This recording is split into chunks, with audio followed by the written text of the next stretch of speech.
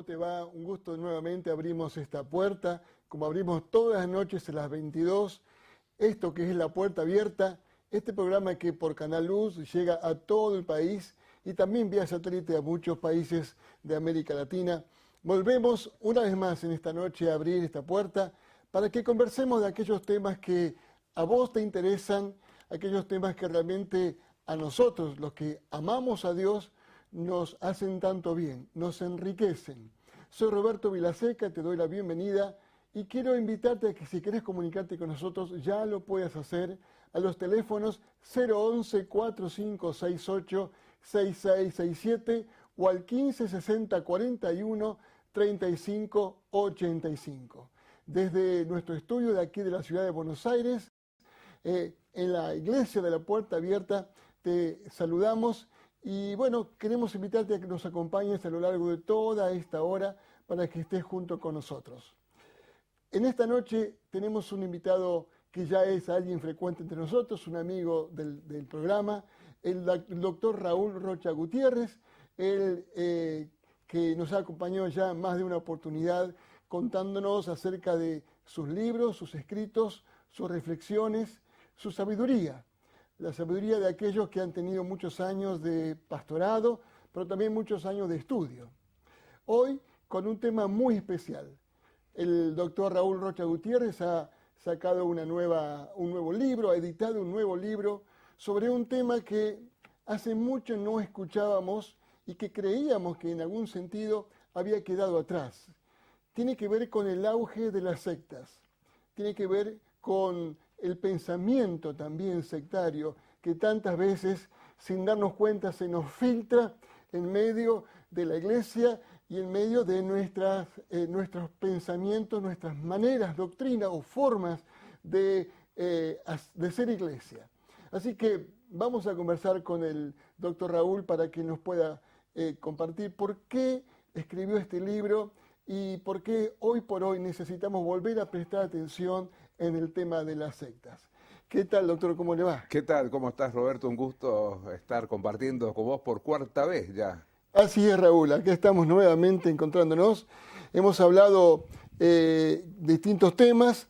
Hemos hablado de la iglesia, hemos hablado del pastorado, hemos hablado de los ministerios, pero hoy nos estás trayendo un nuevo libro que acabas de escribir, de editar, que se llama, y acá lo tenemos, por si ya lo quieren ver, se llama Sectas, dilucidar sus múltiples sentidos. Sectas, dilucidar sus múltiples sentidos. Evidentemente tenemos una gran necesidad de entender, de discernir, de dilucidar los distintos sentidos que hoy está operando en las sectas. La primera pregunta que te haría, Raúl, es ¿por qué priorizaste este tema, habiendo tanto por escribir, tanto de pronto por esclarecer, pero bueno, decidiste escribir este libro? ¿Qué te llevó, qué te movió a estudiar y a trabajar sobre esta temática? Bien, realmente la historia de este libro es así. Después de dar varios años clases en el Seminario Internacional Teológico Bautista, en la medida en que obtuvimos el reconocimiento oficial de nuestros títulos, incluimos en el programa de estudio algunas asignaturas relacionadas con ciencias sociales.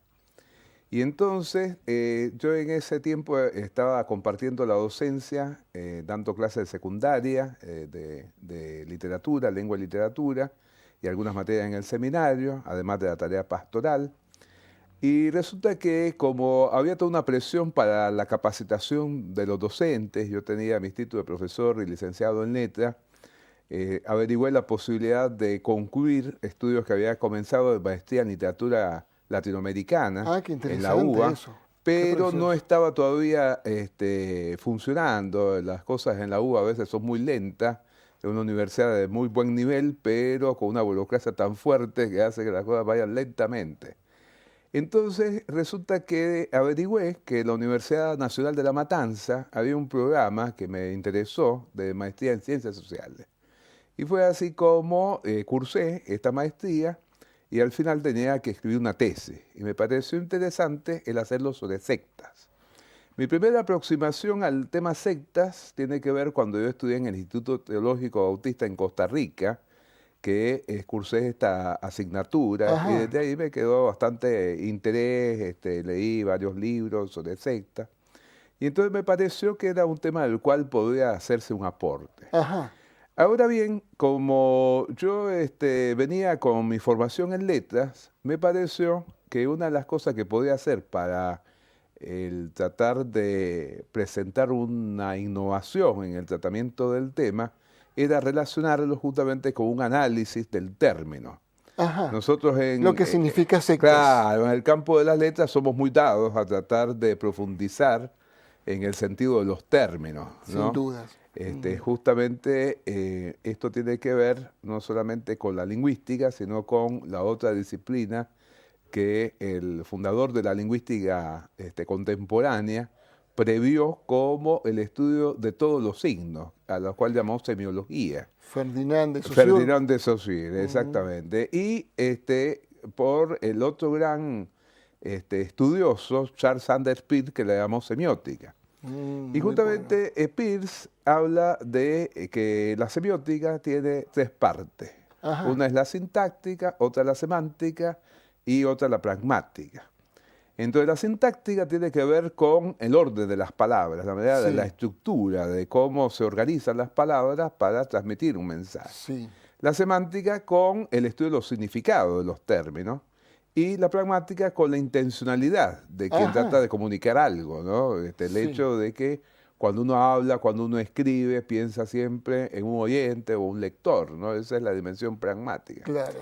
Entonces yo en este libro he tratado de enfatizar el componente semántico, Ajá, que justamente nos hace ver que hay ciertos términos que son polisémicos, o sea que tienen varios significados. Y yo creo que uno de los problemas en cuanto a la manera en que se ha abordado el tema de la secta es la confusión, cosa que han hecho ver varios de los autores que yo cito justamente en la obra, en cuanto a cómo entender el término, ¿no? Cómo entender esta palabra. Ha sí. habido una gran cantidad de enfoque. Es decir, que quizás popularmente uno tiene un concepto, una idea de lo que es secta, pero realmente no es eso.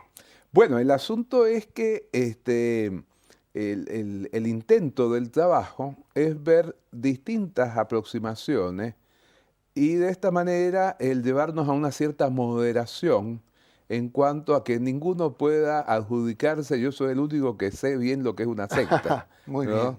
Sino que realmente es algo que requiere un trabajo interdisciplinario. De manera que se puede analizar desde el punto de vista lingüístico, sociológico, psicológico, jurídico, teológico. Ujú. Y bueno, yo como estudié primero letras, después teología y después ciencias sociales, traté de relacionar los tres campos. Ahora bien, esta tesis yo la presenté en el 2003, Ah, ya hace bastante ya hace tiempo. varios años, y quedó ahí esto, ¿no? Este trabajo. El año pasado, la editorial Duncan hizo una convocatoria para participar de lo que se llama ROI, Registro de Obras Inéditas. Y entonces se me ocurrió que a lo mejor podía andar esta obra. Fue así como participó entre 200. Ah, qué De bien. esas 200 se seleccionaron 20. De esas 20 se seleccionaron 5 y finalmente esta fue la que quedó en primer lugar. Qué bien. De manera que Qué yo bien. le decía a mi esposa, con la que siempre estamos compartiendo, ¿no? El ministerio, Así es. ella realmente está siempre a mi lado, compartiendo la tarea pastoral y de docencia en el seminario, que realmente me sorprendió. Y justamente yo pienso que Dios guía todo, Ajá. porque como vos bien decías, parecía como que el tema secta ya estaba superado. Y de pronto nos encontramos con que en este momento en la provincia de Córdoba hay una ley antisecta que ha provocado gran temor de que se pueda manipular en contra de los grupos minoritarios, entre los cuales estamos los evangélicos. Tal es así que aún el Consejo Argentino de Libertad Religiosa, al cual yo pertenezco, ha mostrado su preocupación. Nosotros somos un grupo de personas distintas creencias religiosas, estamos protestantes, católicos, judíos, musulmanes, y bueno, realmente el Khalil siempre ha procurado hacer ver su preocupación cuando hay alguna legislación que pueda ser vulnerable en contra de algún grupo Exactamente. y en este caso hay esa preocupación. Entonces yo pensaba, bueno, seguramente que Dios que sabe todas las cosas pensó que era conveniente el retomar las Ujú. reflexiones sobre este tema, porque realmente es algo que se está volviendo a presentar como una cosa problemática dentro de la sociedad. Si pudiéramos, Raúl, definir para que los que nos están mirando en esta noche puedan entender qué es concretamente una secta, cómo la podemos describir, cómo la podemos caracterizar, ¿qué nos compartirías? Básicamente, podríamos decir que una secta es un grupo que se sale de el tronco central de la ortodoxia de una religión, ¿no? Es decir, un grupo sectario es aquel que cae en la heterodoxia, o sea, en enseñanzas y prácticas que se apartan de lo que se considera como la esencia de esa visión religiosa, ¿no? Sea cual fuere la Sea religión. cual fuere la religión, Ujú. ¿no? Lógicamente a nosotros como cristianos lo que más nos inquieta son las sectas pseudo-cristianas, ¿no? Grupos que se dicen ser cristianos y no lo son realmente, y que han provocado mucho daño porque transmiten una imagen distorsionada de lo que es la vida cristiana. Pero lo mismo se podría aplicar a cualquier otra religión. Ujú. Por otro lado, los sociólogos de la religión han hecho ver algunas otras cosas, como el hecho de que por lo general las sectas son grupos que tienen una visión contestataria, o sea que tratan de enfrentarse justamente al tronco central de una determinada fe. Son Son reaccionarias hacia la propia reaccionarios, fe. exactamente, son personas que reaccionan porque, bueno, por ahí parten del hecho de un líder carismático que dice que ahora él sí entiende lo que debe ser esa religión, que ahora él ha tenido una revelación especial, que todo lo que se hizo estaba equivocado, o que estaba bien, pero que viene una visión superadora, ¿no? Que realmente es algo que ha afectado tanto porque mucha gente se deja llevar por esto. Ujú. Lamentablemente hay personas que al no tener una formación sólida son arrastradas hacia estos errores y como digo, porque generalmente son líderes carismáticos, son personas que tienen la capacidad de influir en los demás, de engañarlos, de hacerles ver que ahora sí las cosas van a andar bien en sus vidas, ¿no? Y por otro lado, los grupos sectarios generalmente tratan de tener ciertos criterios de autoridad distintos a los que se tenían hasta ese momento. En el caso nuestro, Cambian el criterio de claro, autoridad. en el caso nuestro como cristianos, nosotros decimos, bueno, ¿qué tenemos en común todos los cristianos? La sujeción a la Biblia como palabra de Dios. Bueno, los grupos sectarios dicen, no, hay este libro, hay este otro libro, hay este autor, hay esta persona que es la que tiene realmente la autoridad. Él es el que nos dice o ella es la que nos dice cómo deben ser las Es cosas. decir, que desvían el centro de la autoridad a elementos marginales, digamos, que no tienen que ver con el centro de la autoridad que tenía esa fe. Exactamente. Fíjate que hay una cosa interesante y es que yo hago ver cómo en griego la palabra que se traduce secta fundamentalmente significa una elección, ¿no? Y la palabra que se utiliza en latín tiene que ver con opinión.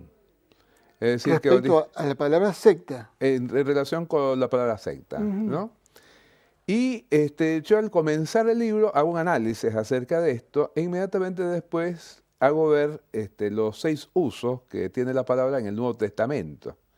Y es interesante porque, por un lado, en el libro de los Hechos aparece un poco más cercano a esta etimología en relación con el griego y el latín, como un grupo que, bueno, decide tener cierta visión. Se habla de la secta de los fariseos, de los saduceos, que eran los grandes grupos religiosos judíos de tiempo del inicio del cristianismo, Así ¿no? es. Y se habla de la secta de los nazarenos. Claro. Y es interesante que el apóstol Pablo, cuando hace una de sus defensas, ahí en el libro de los Hechos, dice aquello que ellos llaman sectas, que nosotros llamamos el camino, como Claro, los del mostrando camino, su sí. molestia por el hecho de que se utilice el término, ¿no? Ya era un término mal valorado en aquella época. Exactamente, ahí comienza ya un problemita con el término. Pero justamente en dos de las epístolas del apóstol Pablo se observa ya cómo va creciendo esta, digamos, descalificación que implica el término, esta visión que técnicamente decimos axiológicamente negativa, ¿no? Negativa. Así es. De connotación axiológicamente negativa, que son en Gálatas, donde él lo incluye entre las obras de la carne, ¿no? Contrapuesto al fruto del Espíritu, y en 1 Corintios, donde hace ver que tiene que ver con disensiones, ¿no? Que según ahí es interesante, él dice que es necesario que existan esas disensiones Ujú. para que se establezca la diferencia entre los que son verdaderamente del Señor y aquellos que no lo son. Pero donde adquiere el término, el sentido más negativo es en 2 Pedro, en el capítulo 2, versículo 1, donde habla de que estas son creencias que son introducidas encubiertamente, ¿no? Y este adverbio encubiertamente es muy fuerte, ¿no? Que nos Sí, hace ver una mala intención en aquel que lo está la mala tratando. intención y la manera en que es introducida, ¿no? Exactamente. Y eso yo creo que es lo que observamos en muchos fundadores de secta, que realmente han sido personas que se han valido de su elocuencia, de su carisma, como decía antes, para llevar a las personas a creer que eso es bueno cuando es malo, ¿no? Y provocar toda una distorsión de los valores. Mencionabas acerca del título o la etimología del nombre secta con el tema de elección. ¿A qué te referís con el tema de que uno finalmente toma una decisión o elige un camino paralelo? Ujú. ¿Ese es el sentido? Bueno, lo que pasa es que tanto en las religiones como en los grupos filosóficos, es interesante que el término también se utiliza para hablar de los distintos grupos filosóficos, lo que seguían a determinados maestros en la filosofía. Entonces se utilizaba originalmente como para decir, bueno, esto pertenece a la secta de, esto pertenece a la secta del otro, ¿no? Podría perfectamente haberse utilizado cuando el apóstol Pablo está en Atenas, que habla con los grupos filosóficos que en ese momento estaban predominantes, como son los estoicos, los epicúreos, podría Claro, decirse que esas también son sectas, ¿no? claro, Sectas filosóficas. claro. Ahora, en ese sentido, por eso digo, parte el término de una visión neutra, no valorativa, no condena, no está viendo si es bueno o es malo pertenecer a ese grupo. Pero con el paso del tiempo, sobre todo en el caso de la fe cristiana, a raíz de estos usos en Gálatas, en 1 Corintios, 2 Pedro, ya comienza a verse que realmente secta tiene esa visión negativa de lo que se aparta del camino, como decía el apóstol Pablo, de lo que es obra de la carne, de lo que se trata de introducir encubiertamente. Y entonces, cuando va pasando el tiempo, este es el sentido que va a predominar.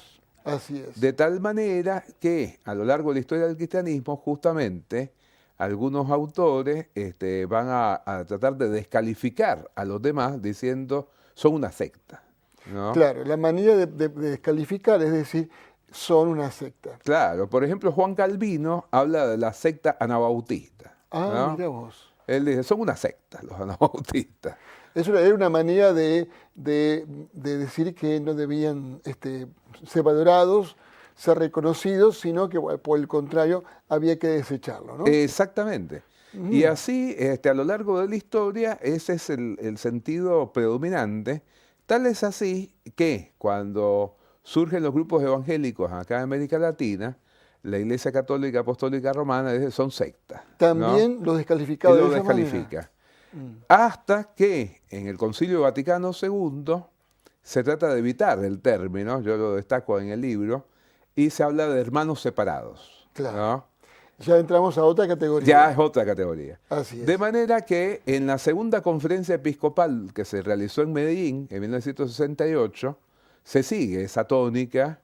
Hay observadores evangélicos, parecería como que se va a lograr una armonía, pero curiosamente, 11 años después, 1979, en Puebla, es como que se retrocede. Volvemos a recibir ese tipo de calificativo. Claro, y creo que la historia es como que vamos y venimos, hay un vaivén en cuanto a si se logra un buen diálogo ecuménico o si se nos descalifica. Claro. Ahora, volviendo de pronto a intentar reconocer la figura de una secta, a diferencia de pronto de lo que mencionabas en cuanto a continuar fielmente el tronco de una religión, ¿no?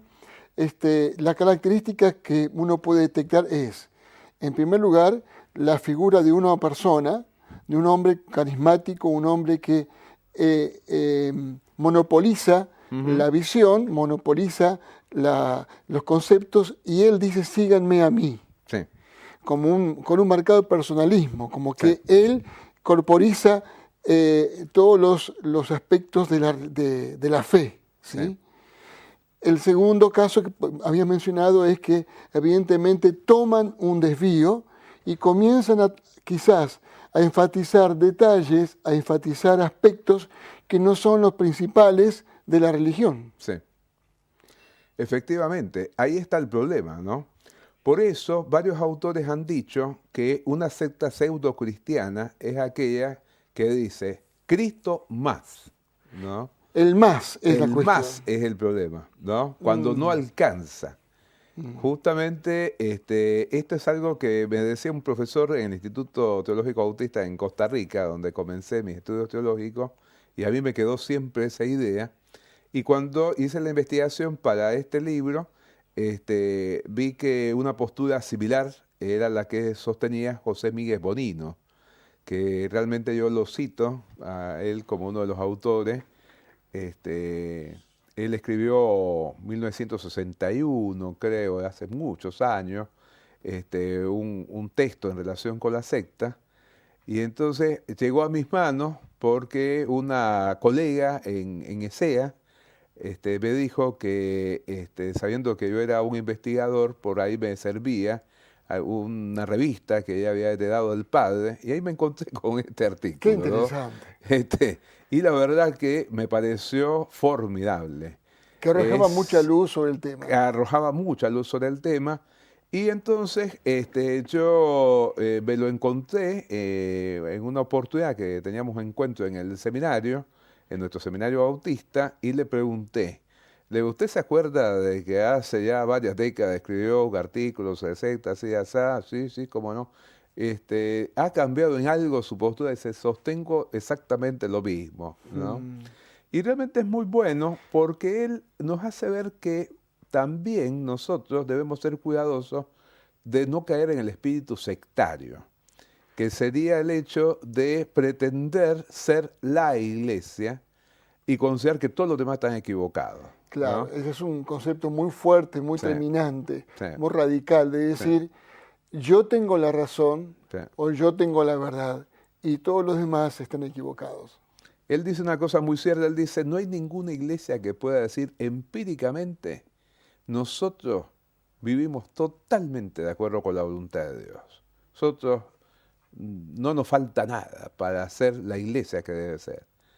Y comparto con él que estamos en el camino, justamente por eso me parece que los primeros cristianos hicieron muy bien en hablar del camino, porque estamos en el camino, estamos tratando de purificarnos, de santificarnos, de crecer, de conocer la palabra cada vez más, de que realmente ella nos ilumine, para estar más cerca del ideal, pero ninguno llegó al ideal. El apóstol Pablo lo dice, no que lo haya alcanzado ya, ni que ya sea perfecto, ¿no? Así es. Así que este concepto que mencionabas de Jesús más es algo que hoy por hoy tiene una gran contemporaneidad, porque pareciera que no es suficiente con Cristo. Pareciera que a Cristo hay que añadirle una serie de cosas Sí. para que realmente tenga el peso de lo que significa ser fiel a una religión, ¿no? Sí. Hay un libro muy precioso de un escritor americano llamado Wayne Cordeiro, que se llama Jesús puro y simple. Y habla de la persona de Jesús desde su más esencia pura y de la simpleza de Jesús, porque evidentemente nos parece a nosotros que lo que es simple y lo que es puro no alcanza. Sí. Y necesitamos agregarle a eso toda esta historia que viene quizás, la idea del hombre, de la religión del hombre, de que el hombre tiene que hacer esfuerzos, de que el hombre tiene que hacer una serie de ritos y prácticas, porque si no está ese sacrificio humano, entonces no podemos ser salvos, ¿no? Sí. Bueno, hay dos grandes enemigos de la fe que son el gnosticismo y el ocultismo, ¿no? A ver. El gnosticismo tiene que ver con gnosis, que en griego significa conocimiento. Son todos los grupos que a lo largo de la historia, el gnosticismo es un movimiento herético del siglo II, pero yo coincido con algunos autores que dicen que cada cierto tiempo surgen grupos que la verdad siguen esa mentalidad gnóstica, ¿no? En el sentido de que hay un conocimiento que vos tenés que adquirir que te va a llevar a una vida plena, a una vida que realmente sea lo mejor que pueda haber.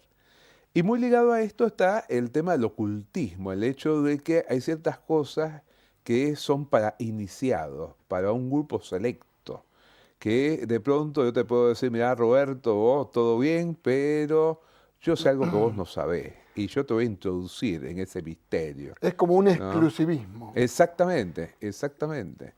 Yo estuve trabajando esto también desde el lado de las letras con mi tesis para la licenciatura en Filología Española en la Universidad de Costa Rica, la influencia teosófica en la poesía de Roberto Brenes Mesén. El director de mi tesis me dice, ya que usted conoce bien la Biblia, usted va a poder distinguir lo que es bíblico de lo que no es bíblico en la poesía de este hombre, que muchos superficialmente creen que es un gran cristiano, y yo tengo mis serias sospechas. Él estaba bajo la influencia del Evangelio, el padre había sido evangélico, y él lamentablemente no, pero conocía algo de la Biblia y apreciaba a los evangélicos. Entonces me dice, Rocha, usted es la persona para este tema. Y yo estaba un poco preocupado de meterme en este asunto, pero dije, bueno, Señor, lo pongo en tus manos, voy a tratar de averiguar todo lo que debo averiguar sin limitarme, sin que me llegue a succionar el tema, ¿no? Y entonces ahí aprendí mucho acerca del ocultismo, que realmente es otra cosa que generalmente nos viene de Oriente, ¿no?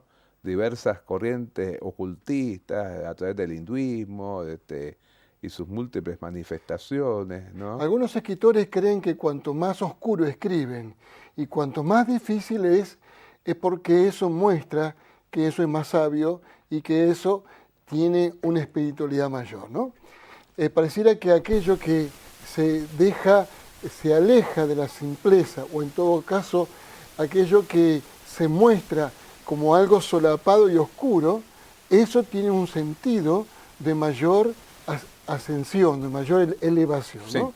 Sí. Cuando Cristo lo que más intentó fue bajar los misterios de la fe, los misterios del espíritu a lo sencillo. Es exactamente así. Al revés. Justamente hay que reconocer en esto la visión del Papa actual, ¿no? Yo estoy terminando de leer su exhortación apostólica a la alegría del Evangelio, que realmente es una obra que creo que podemos estar de acuerdo en un 90%, ¿no? Porque cita abundantemente la Biblia y justamente le hace ver esto, ¿no? Que realmente el Evangelio tiene que ser sencillo, que tiene que el tratar de llegar a las personas, de llegar a todos. El Evangelio es para todos, no solamente para un grupo selecto, ¿no? Y realmente, bueno, gracias a Dios, a partir del Vaticano II, cuando el concilio hace ver la importancia de que cualquier creyente tenga acceso a la Biblia, la Iglesia Católica ha podido ir evolucionando positivamente en este sentido. Desde el antiguo latín, con el sacerdote mirando a espalda del pueblo, a hoy poder abrir la palabra de Dios y poder compartirla con liberalidad. Exactamente, yo me acuerdo cuando yo era niño, era católico, iba a misa y tuve esa experiencia que vos bien señalás, ¿no? De manera que uno llegaba y no entendía nada, ¿no? De lo que se estaba hablando. Después, ya después del Vaticano II, comenzó a insistirse en la lectura de la Biblia, en hablar en español, en tratar de ser más cristocéntricos y más apegados a la Biblia. Y bueno, gracias a Dios por el hecho de que eso ha permitido que muchos católicos tengan un verdadero conocimiento de lo que Dios dice en su palabra, ¿no? Quiero comentarte algunos saluditos que nos están llegando y agradecerte que te estés comunicando con nosotros. Por ejemplo, nos ha escrito Bruno y Lili de Bellavista, Corrientes, y dice que es muy bueno el programa, así que muchas gracias, Bruno y Lili, por haber llamado y haberse comunicado con nosotros. También nos están llamando de El Chaco, escribe Eduardo Villamayor, y dice, Dios los bendiga, los estamos viendo desde Chaco. Así que qué bien. Estamos ahí muy bien desde todo el país. Realmente esta señal llega a todos lados. Y me gusta también que de Capital Federal los estén llamando. Así que Marta de Capital está escribiéndonos y nos dice así: las sectas tratan de diluir la imagen de Cristo y el verdadero fundamento de la salvación, dándole demasiada importancia a temas irrelevantes. Es así, me Es parece decir, acertado. saca el foco de lo central, saca el foco de la salvación, saca el foco de la cruz, y entramos a navegar en detalles, en cosas que queremos que sean tan centrales como las que no son. Claro. ¿No? En este sentido, a mí me gusta mucho el discurso que el apóstol Pablo pronunció a los líderes de la iglesia de Éfeso, ¿no? Que los mandó a llamar ahí cuando él estaba en Mileto, y le dice que realmente él no ha rehuido anunciarles todo el consejo de la palabra de Dios. Interesante, dice, todo el consejo. Y se centra en dos cosas fundamentalmente: el arrepentimiento para con Dios y la fe en Jesucristo, ¿no? Y yo creo que a veces en más de una iglesia se va perdido este énfasis en el arrepentimiento, el verdadero arrepentimiento, que no es remordimiento, sino que es el dolor frente al pecado, Y una vuelta en que sí. lleva a cambiar la mentalidad y cambiar el rumbo de la vida, ¿no? Después de haber confesado a Dios el pecado y de haber pedido fuerzas para cambiar. Y el hecho de que se acepte a Jesucristo como Señor y Salvador, de que se le entregue el control de la vida, que se viva bajo su dirección, ¿no? Y bueno, ese era el consejo que Pablo quería claro, compartir con todos los hombres. exactamente.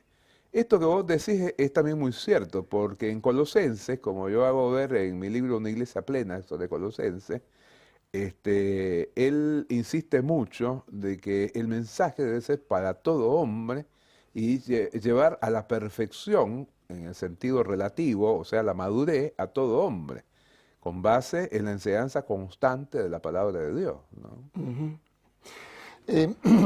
Nos escribe también Jorge de Caballito, de aquí Capital Federal también, y la pregunta que hace para hacerte a vos, Raúl, es esta: ¿cuál es la razón por la que hay gente que es cautivada por la secta? Algo has compartido, pero igualmente, ¿por qué no amplias un poco este concepto? Porque hay personas que pareciera que hay personas para cada líder, sin duda, ¿no? Pero ¿cuál es la razón de que la gente es cautivada y usa la palabra cautivada, que es exactamente el término que hay que usar? Bueno, la verdad es que se ha analizado desde el punto de vista psicológico y sociológico. Y parecería que hay personas que tienen una cierta tendencia, una propensión a ser engañadas, ¿no? Hace poco me llamaba la atención el título del libro de un famoso periodista de Alfredo origen Silleta. uruguayo, de un periodista de origen uruguayo, pero hace mucho que vive acá en la Argentina, que escribió este libro, Mentime que me gusta, ¿no? Sí. Víctor Hugo Morales. Exactamente. Interesante. Yo no sabía si lo Mentime- podía decir el nombre.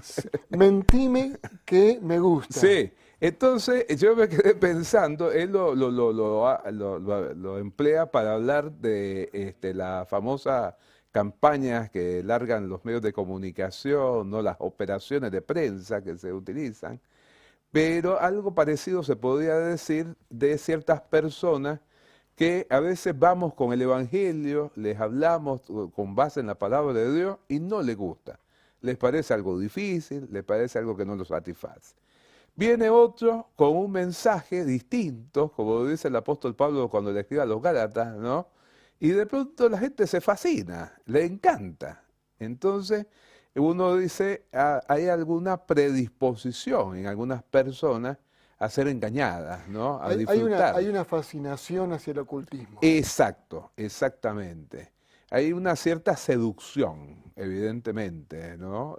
Mucho del éxito, entre comillas, de los líderes de la secta pasa por el hecho de que son seductores, logran una cierta seducción en las personas. Ahora es interesante, hablando del periodista, un periodista francés que publicó un libro sobre las nuevas sectas hace ya varias décadas, ¿no? Él hizo una investigación como buen periodista del diario Le Monde de París, en Francia. Él utiliza una expresión que me parece muy interesante. Dice, dime a qué sectas perteneces y te diré quién eres. Porque él decía que estábamos ahí a comienzos de la década del 70 asistiendo al supermercado de la secta, ¿no? Donde él en Francia veía que realmente había sectas para todos los gustos, para todos los tamaños, para todos los matices, ¿no? Y es interesante que Alfredo Silleta, en su primera obra sobre sectas, utiliza una aproximación muy parecida a la de este autor Allen Woodward, ¿no? Se nota que lo tomó como modelo. Y al comienzo, Silleta compró la versión de meternos los evangélicos dentro de los grupos sectarios. Sí. Pero pasado cierto tiempo, tomó conciencia que ese era un error y ya un poco más maduro pudo establecer una diferencia y poner el énfasis en el hecho de las sectas destructivas, que es lo que él más le llegó a preocupar, que creo que es lo que nos preocupa a todos, ¿no? El hecho de grupos que le lavan la cabeza a la persona, que la manipulan, que la disocian de su familia. que la apartan de la familia, que la explotan económicamente, que a veces hasta ha habido abusos sexuales de parte de algunos líderes sectarios en relación con las personas que caen bajo su influencia, ¿no? Creo que este es un tiempo donde más que escepticismo e incredulidad, lo que hay es una abundancia de credulidad en cualquier cosa. Sí. El hombre hoy por hoy que ha perdido ya sus modelos que tenía, sobre todo con la ciencia y con tantas cosas que creían que eran la salvación del hombre y la ha perdido, hay una vuelta hacia la espiritualidad, pero esta vuelta a la espiritualidad es una vuelta a cualquier cosa. Sí. Es decir, cualquier cosa viene bien, siempre y cuando no implique compromiso. Es así. En dos materias que yo dicto en el seminario, Fenomenología y Sociología de la Religión y Sociología de la Religión, tenemos una unidad dedicada a secularización y religiosidad popular. Y yo les hacía ver la paradoja de que se dan simultáneamente los dos fenómenos, y hay como una especie de convivencia de grupos secularizantes que tratan de decir, bueno, nosotros ya estamos más allá de cualquier No creencia, necesitamos creer no en nada. necesitamos creer en nada, ya nos pusimos los pantalones largos, como se decía antes, Sí, ¿no? sí, sí. Y aquellos, como decís vos, que creen en cualquier cosa, ¿no? Que realmente, a mí la vez pasada me tocó una experiencia interesante. En un lugar donde yo cargo nafta, yo siempre trato de dejar un testimonio, ¿no? Entonces, hablando con el señor que me atendía, me dice, veo qué lindo día, le digo, gracias a Dios. Y entonces me dice, no, yo no creo en Dios. Le digo, bueno, lo lamento por usted, es una lástima que Claro. no crea. Otro día llego, estaba lloviendo intensamente, abro el paraguas, un paraguas negro, y me dice, cierre ese paraguas, por favor. No sabe que es mala suerte. ¿En qué quedamos? Y entonces Te dio pie. yo no le dije nada porque en ese momento digo, ¿cómo se lo digo? Pero me quedé con la espina, ¿no? Este hombre no cree en Dios y cree que es mala suerte abrir un paraguas. Entonces, le decía a los hermanos de la iglesia, que abordábamos un tema en relación con esto, le digo, hermanos, es tremendo porque la gente muchas veces no cree en lo que debe creer y cree en lo que no debe creer, ¿no? Cree en lo que no debe creer, exactamente. Sobre todo en aquellas cosas que le genera temor y que le genera miedo. Por eso el fetichismo, por Ujú. eso toda esta idea de la necesidad de cuidarse de la mala suerte y de todas estas cosas que tienen que ver con el sincretismo popular, ¿no? Exactamente, porque yo creo que una de las cosas que nosotros tenemos como cristianos evangélicos que insistir es que Jesús vino a darnos vida abundante y que esa vida abundante incluye paz y gozo. Por ahí creo que uno de los grandes problemas de la fe cristiana es que mucha gente cree que creer es como decir, me arruiné la vida, ¿no? Mm, Voy a ser una persona amargada, triste y abatida. Y todo lo contrario, ¿no? En Jesús observamos la alegría de vivir bajo la dirección de Dios, de estar con la gente sirviendo, de tener un propósito, de tener una misión. Y yo creo que los que queremos seguirle realmente en serio tenemos que adoptar esa misma postura, ¿no? Y contagiar a la gente de esa visión. Porque si no pasa lo que decís vos, la gente está llena de miedos, de temores, ¿no? Pasa un gato negro, oh, ¿qué irá a pasar? Pasan debajo de una escalera y dicen, uy, cuidado, ¿qué estás haciendo? ¿No?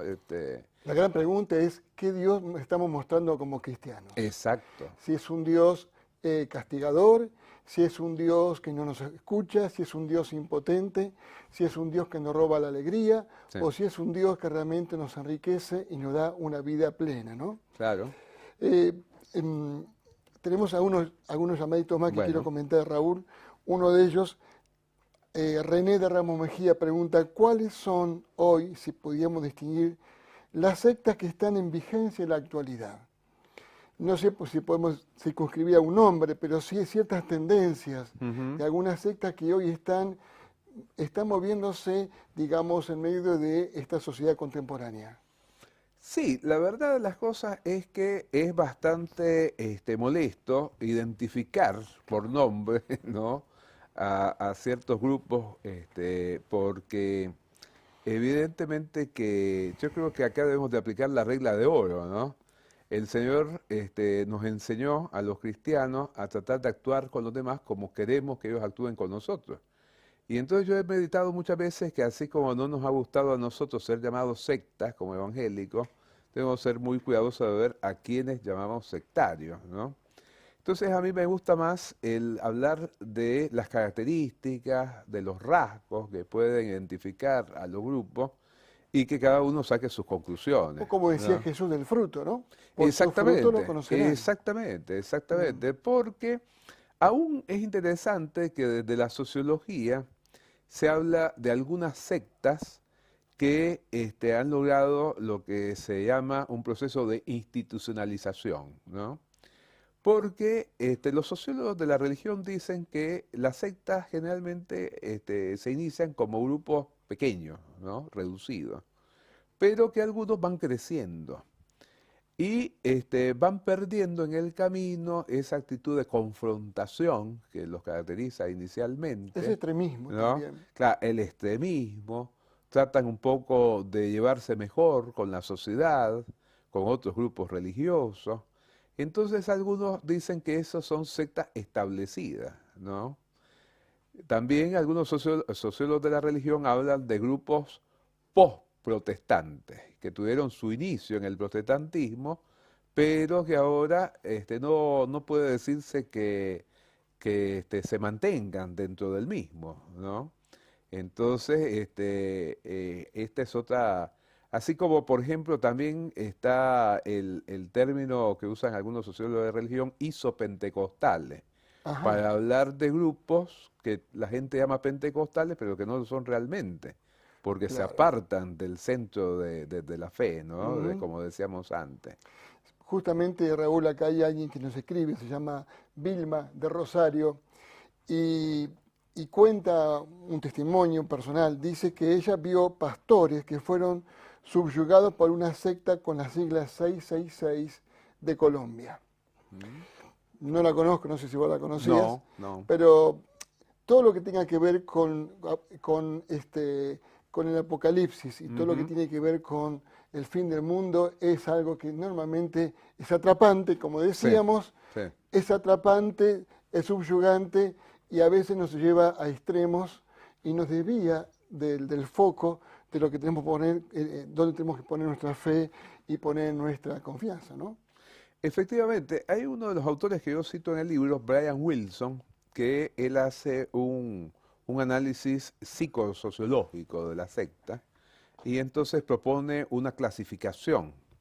Y creo que los grupos que él señala, dos de los que son más eh, evidentes en mucho de lo que ha surgido últimamente, son las sectas milenaristas, o sea, las que proclaman un milenio, el hecho de un tiempo de abundancia, de que vivamos todo bien, ¿no?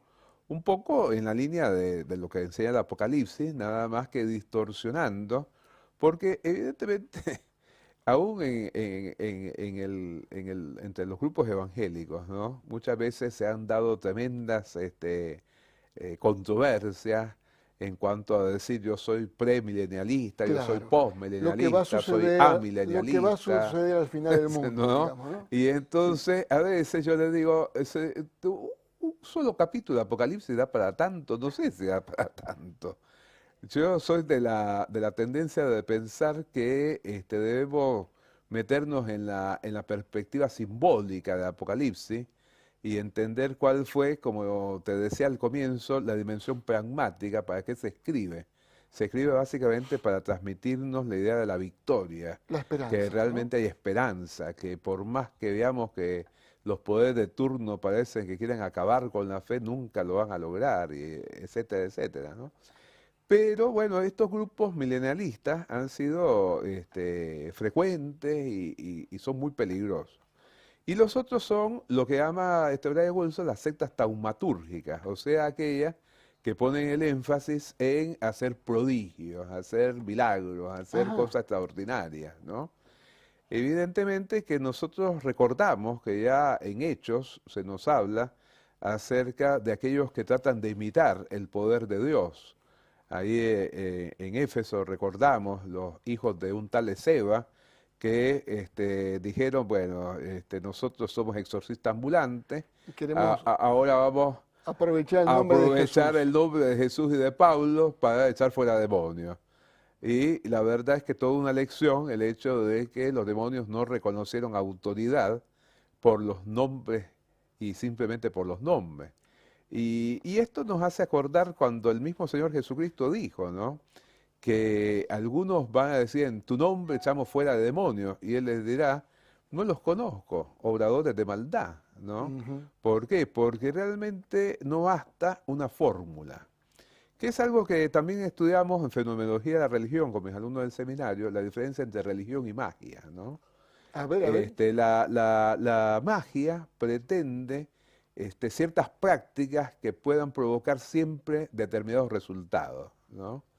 En cambio, la religión tiene que ver más con la búsqueda de comunión con Dios, de ponerse en las manos de Él, de depender de Él, de aceptar su voluntad, sea que nos dé una respuesta positiva o negativa ante lo que pedimos.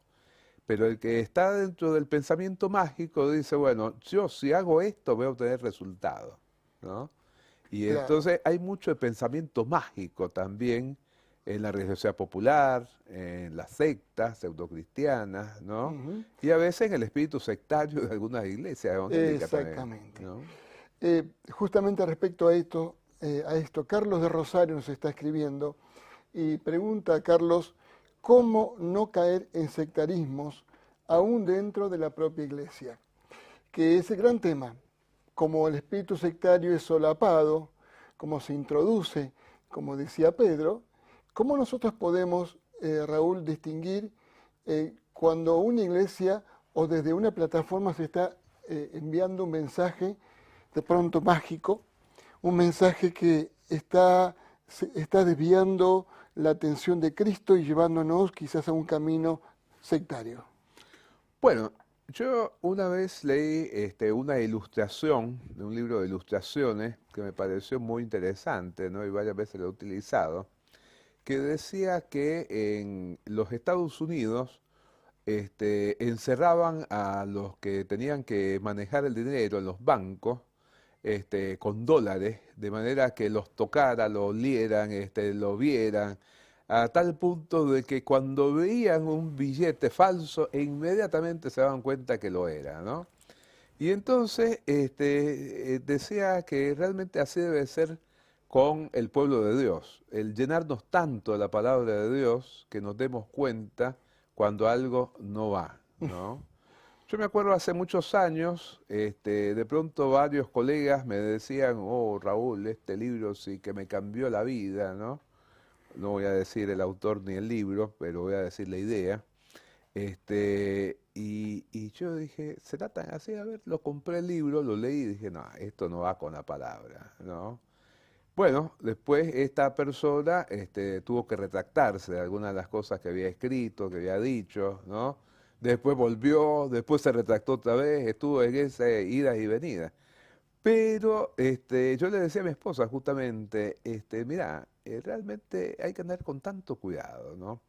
Porque cuando entendemos que hay ciertas doctrinas que el Señor nos ha dejado en su palabra, y tenemos que mantenernos en ella y no tratar de buscar la novedad por la novedad. En ese sentido, yo estoy de acuerdo con John Stott, que decía, en teología debemos ser conservadores, ¿no? No debemos estar siempre Buscando la a la novedad. última novedad, a la última Mm. ola, ¿no? Entonces, llenarnos de la palabra de Dios, llenarnos del Espíritu Santo, y entonces vamos a estar alerta de ver cuando una cosa no va. Excelente, Raúl, excelente. Nos llama también, nos escribe Aldo Ibáñez de Piedra del Águila.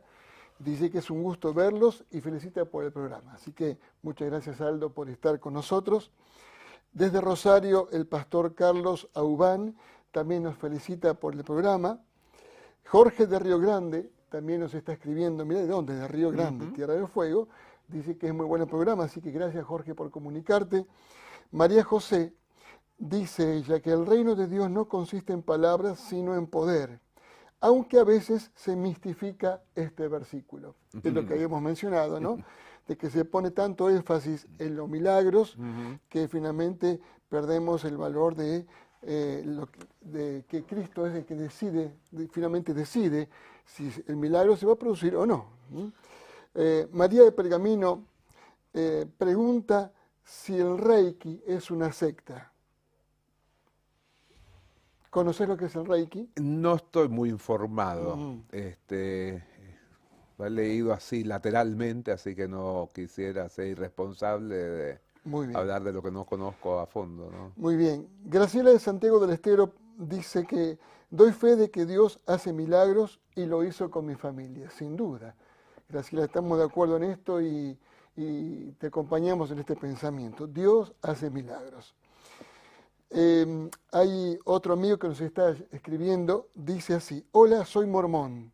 Los escucho y me gusta su razonamiento cuando reconocer otras religiones predican de Cristo y es importante amar a todos por igual.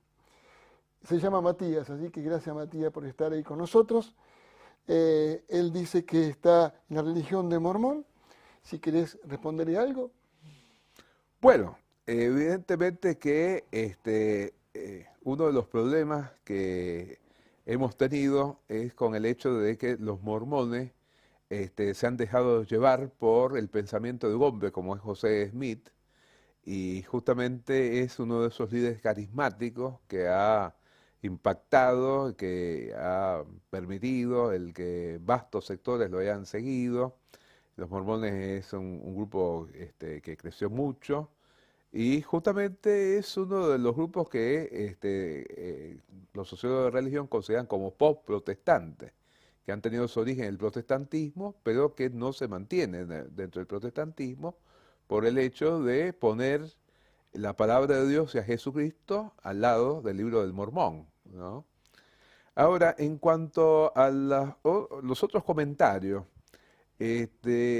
acá hay un delicado equilibrio entre creer en los milagros y no convertirnos en milagreros, digo yo, ¿no? Porque yo soy uno de los que defiendo que Dios hace milagros porque Dios ha hecho milagros tremendos en mi vida, ¿no? Yo creo que en otro de los programas comentaba que sufrí 2 accidentes de tránsito, que realmente la gente dice, ¿cómo pudiste sobrevivir? Esto no se puede creer. Así es que realmente yo creo en los milagros porque Dios tiene poder. Pero justamente ahí hay una cosa que la relacionaría con otra de las preguntas. ¿Cómo saber el equilibrio? ¿Cómo lograr el equilibrio? Y un poco tratando de ceñirnos a lo que dijo el Señor Jesucristo cuando los saduceos trataron de tenderle una trampa y le dijeron que había una mujer que había sido esposa de 7 hombres que habían sido hermanos entre sí, todos habían muerto, ¿de quién iba a ser esposa entonces después en el más allá? Y el Señor dijo, ustedes se equivocan porque ignoran la Escritura y el poder de Dios. Y yo creo que ahí está el equilibrio, ¿no? La Escritura y el poder de Dios tienen que ir de la mano. Algunos exageran el lugar de las Escrituras al punto de no darle lugar al poder de Dios. Casi como que se convierten en fariseos de nuestro tiempo. Dicen Biblia, Biblia, Biblia, pero una Biblia seca, sin vida. Y otros hablan tanto del poder de Dios, poder de Dios, poder de Dios, que llega a ser algo tan subjetivo que no es avalado por la Escritura, que entonces terminan equivocando el camino. Y este pensamiento yo también se lo debo a John Stott, que escribió acerca de esto en un libro que yo siempre recomiendo, Las controversias de Jesús, ¿no? Un libro muy profundo que realmente hace ver esto. Jesús muestra un equilibrio entre la Escritura y el poder de Dios. Precioso, Raúl. Queremos terminar saludando también a Eliseo de Ingenieros Jacobasi, que nos ha saludado, nos ha llamado de Río Negro. Nos ha saludado Eliseo, así que también mandamos un saludo para vos. Me queda un minuto para preguntarte, Raúl, este libro, Sectas, dilucidar sus múltiples sentidos. ¿Dónde lo podemos adquirir si quisiéramos comprarlo? Bueno, me pueden escribir a mi mail, que creo que han puesto acá, ¿no?, en pantalla, así nos ponemos de acuerdo para poder... Muy bien, o sea que lo vas a distribuir vos sí, inicialmente. Sí. Ahí está el mail, por si te interesa comprarlo, sabiendo de que es un libro que aclara tanto sobre este tema que nosotros sin duda debemos seguir aprendiendo. Raúl, queremos agradecerte tu presencia en esta noche. Siempre traes luz en estos temas un poco difíciles y muchas gracias por tu simpleza, tu equilibrio y tu sabiduría. Gracias, Roberto, ha sido un gusto compartir con vos.